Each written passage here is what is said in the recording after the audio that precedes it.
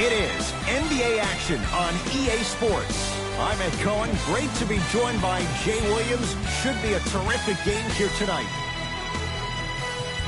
From TD Garden in Boston, tonight, the Boston Celtics taking on the Houston Rockets. The Houston Rockets control the opening tip. There will be no shortage of shots for Carmelo Anthony and Mike D'Antoni's offense, Jay. Why is it a good fit for Melo in Houston? Well, a couple of things. Number one, if there's one guy you need to trust, his name is Daryl Morey. And the Houston Rockets organization is a stat-driven culture.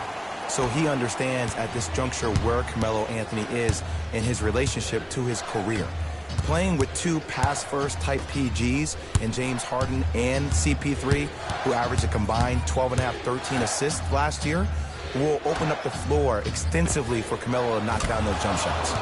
Buries it on the catch and shoot. Great shot by the offense, but the defense, you can't afford to collapse off that penetration. I'd rather a team take a tough two than a wide open three.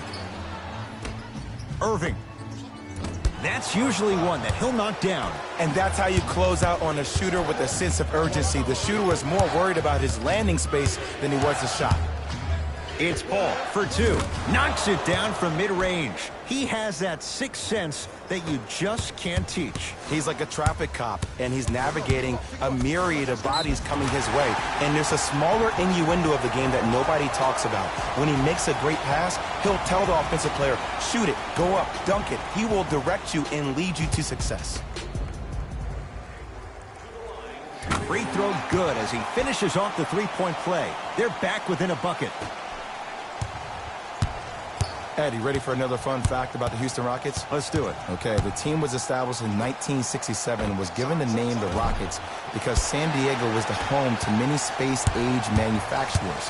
When the team eventually moved to Houston, the name still fit, giving Houston's association with NASA. Wow, so Houston, we have a problem, all of that associated with space? Who knew? Are you saying that because Carmelo Anthony's in town? No, Apollo 13. Oh, okay. Harden, his first effort, and a putback slam. Woo, that's nasty right there. Irving brings the ball up court. Has a look. Another chance. On the follow. Way to stay with it. Tie ball game so far. Neither one of these teams really able to pull ahead. Might be time to put the bench players in the game, and let's see who could differentiate themselves. Harden to Anthony.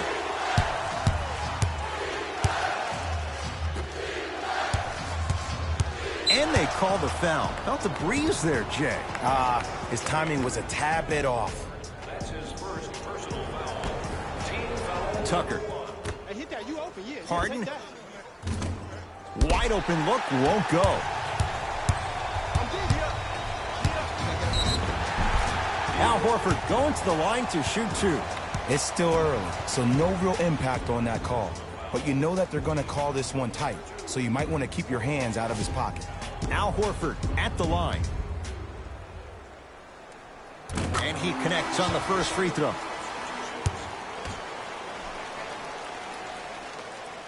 Goes 2 for 2 at the line. Get your money, man.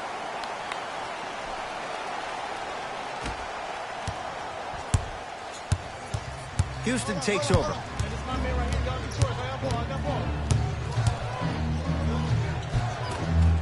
From the painted area, won't go down.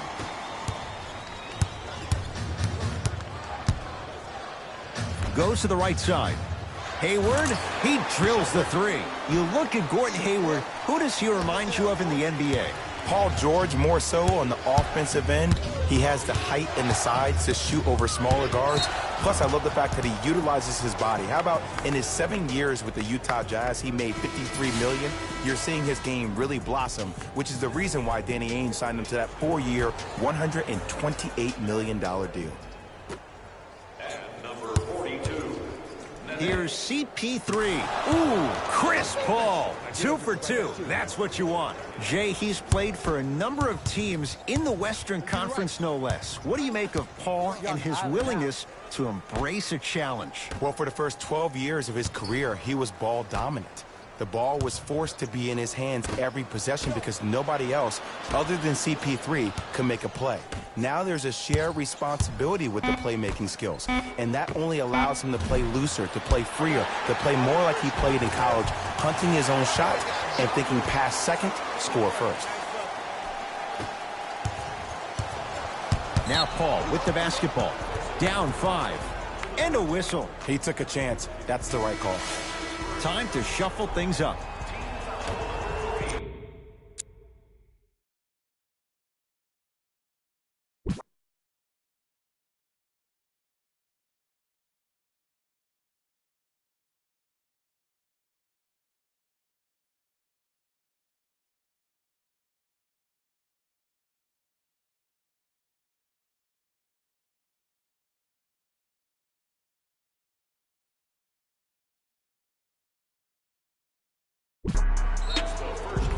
Who left in Houston? Luka Mute to the Clippers, Trevor Ariza to Phoenix. So, Jay, how do the Rockets adapt without 2 key wing defenders this year? Well, other guys need to step up. I think you need to see P.J. Tucker step up. Gerald Green, we all know how explosive he is offensively, but he needs to make that applicable to the defensive end. Michael Carter-Williams is another big acquisition. He's a bigger guard who can use his length to deter shots. And also another kid, Markel Brown. He played at Oklahoma State, extremely athletic, explosive on the perimeter. If these guys can do it by committee, that might be enough to eclipse the Golden State Warriors.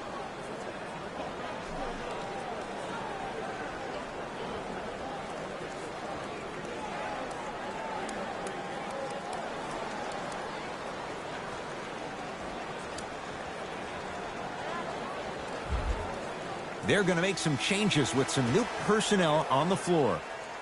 Number 0, Jason Tatum. Paul to Anthony. Has a chance. Anthony with a shot. That won't go. Inevitably, you have to start making some shots. I don't know how many more open looks you want from the defense. Calls out of bounds. Last touch by Marcus Smart.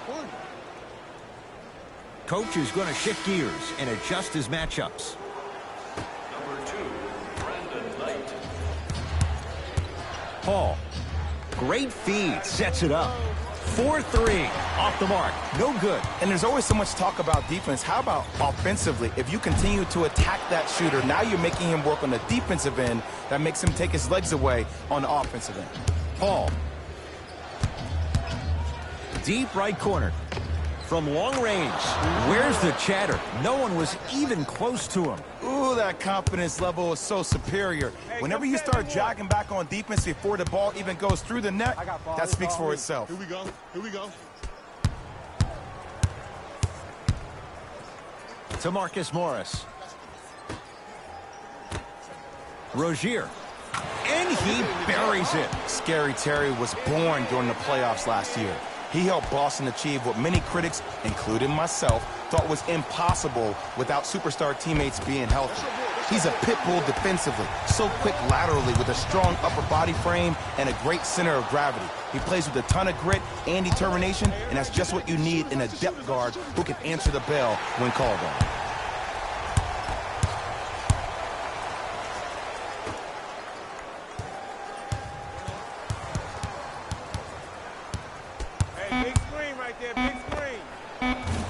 That misses with 3 seconds left. We played one here at TD Garden with the Celtics on top. Jay and I back with more after this. You're watching the NBA on EA Sports.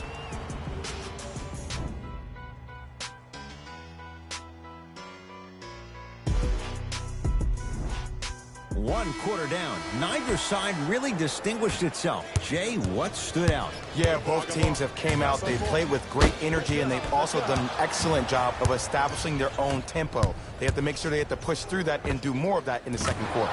Gets it to go. Someone clearly missed their rotation. I hear so many players talk about, oh, my skill set is this or my skill set is that. How about your skill set is your effort on the defensive end? That's something we don't talk about as much as we need to. Rockets have the ball. Paul goes to the left side. Tucker with a shot that misses. And you hate to say this, but this is the reality of the matter. Sometimes it takes guys a little while to warm up into the game. Seems like they finally found their rhythm in the second quarter. Inside, he scores. What a pass. I have no clue how that ball even made it through the traffic. Screen coming. Jay, it feels like our heads are spinning, thinking about what the Celtics are going to put on the floor, let alone for Brad Stevens. But you look at this group, what impact it has on, say, a Jason Tatum, a Terry Rozier, and beyond. There was a lot of talk in the offseason about what's going to happen to Jason Tatum's minutes. He was second on the team in minutes last year due to the fact that Gordon Hayward went down. But this is an abundance of talent issue for Brad Stevens and Celtics fans. You have so many interchangeable parts. Shimi Ojale can play a lot of minutes. Jason Tatum, Gordon Hayward, Jaylen Brown, Marcus Morris. The names go on and on and on with the interchangeable wings that can all defend and score. That's a great problem to have, Ed. Like I said, our heads are spinning. Nene to Paul for three, and Chris Paul, quick catch and shoot there for three. And I just hear my high school coach preaching this thing to me every single day, and it's still pertinent for the NBA. It's all about spacing. And when you have guys who are lethal three-point shooters and they understand spacing, oh, that whole floor opens up, and that's a thing of beauty to watch. Screen coming. Gets it in the right corner. Beyond the arc for three. Marcus Smart forcing that one. Well defended. To Carter Williams. Oh, a whistle. Ed, you can't lunge like that. Time to adjust. Both coaches making changes on the floor.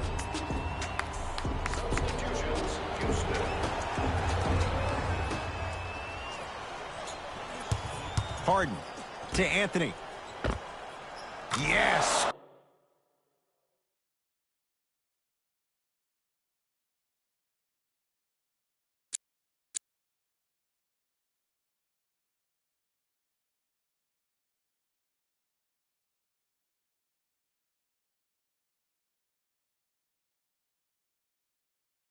Carmelo Anthony. He is shooting well. He's made 2/3 of his shots. Knowing Carmelo Anthony, the competitor, you know he wants to do the same things as he was doing 5 years ago. Can he? Well, the answer easy is no. Your mind is telling you yes, but your body is saying the exact opposite. The next step for Carmelo Anthony is to understand that he needs to keep it simple. If he's a catch-and-shoot player, help provide spacing and open up that lane for other players to attack. Here's a chance from long range. Oh, he couldn't get it to go. To Harden.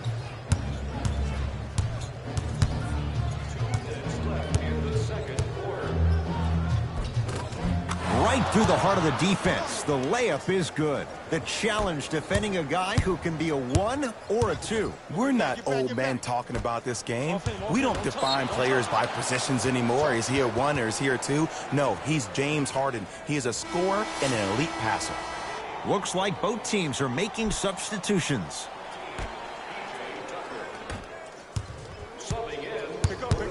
Can't do that. Those cat-like hands almost got a steal.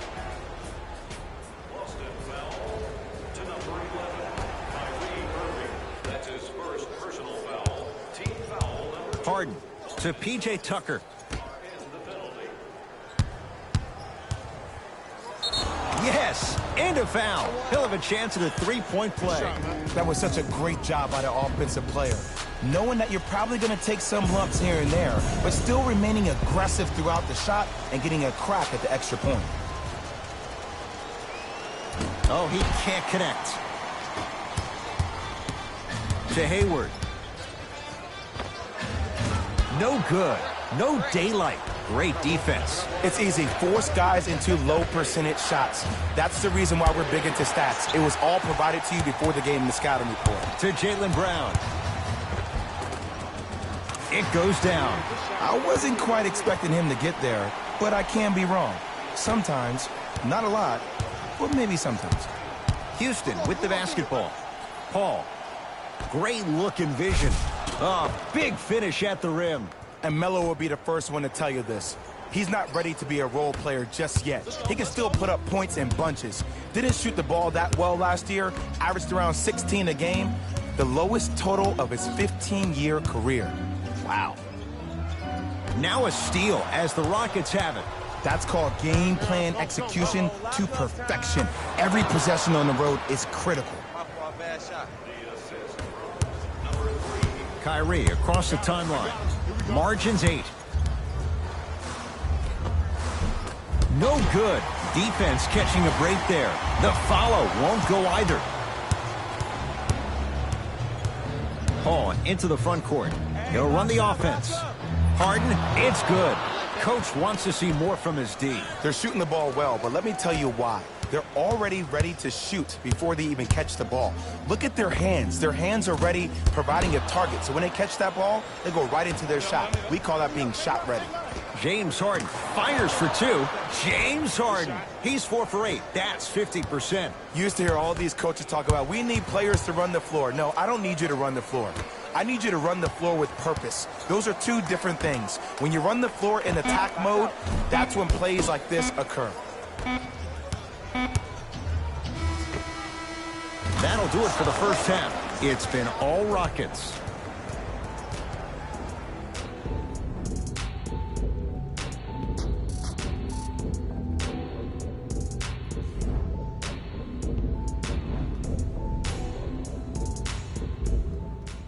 First half, very one-sided. What will the second half bring? We'll find out as we're underway. Trying to cash in. Deep 2 there, won't go. To Paul. Anthony. They need something to go down. It's no good. Horford to Jaylen Brown. And the finish at the rim. Jaylen Brown really coming into his own, the 3rd overall pick a couple of years ago. He saw his points per game go up drastically. Plus, he is one of the few people in the East that has the versatility to guard LeBron James. Over to the right side to Capella.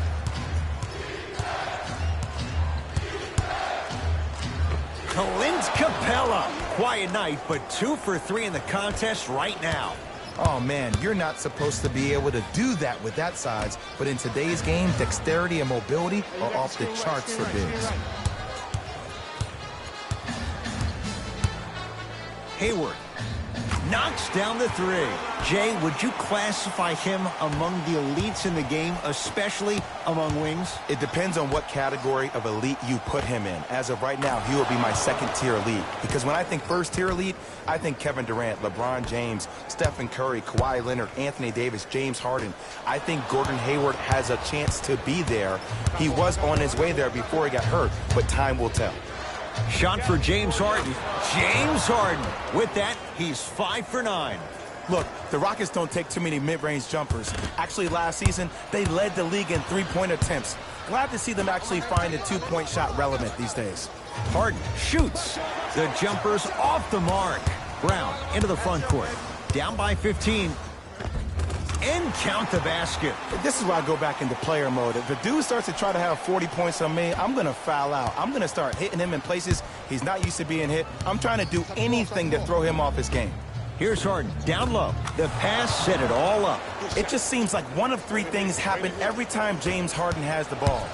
Either he scores, he gets fouled, or he kicks it out to someone for a 3. Pick your poison. Harden with it up top. The lead is 15. Short jumper stays out. Jay, Celtics last year, they make the 7th game of the East Finals without Gordon Hayward, without Kyrie Irving. Brad Stevens now, it's a good challenge to have. He has a lot of players to incorporate. And it's a great challenge for a genius coach like Brad Stevens. The biggest issue for the Celtics is that they cannot believe the hype, Ed. I've been a guy that stated I think they're going to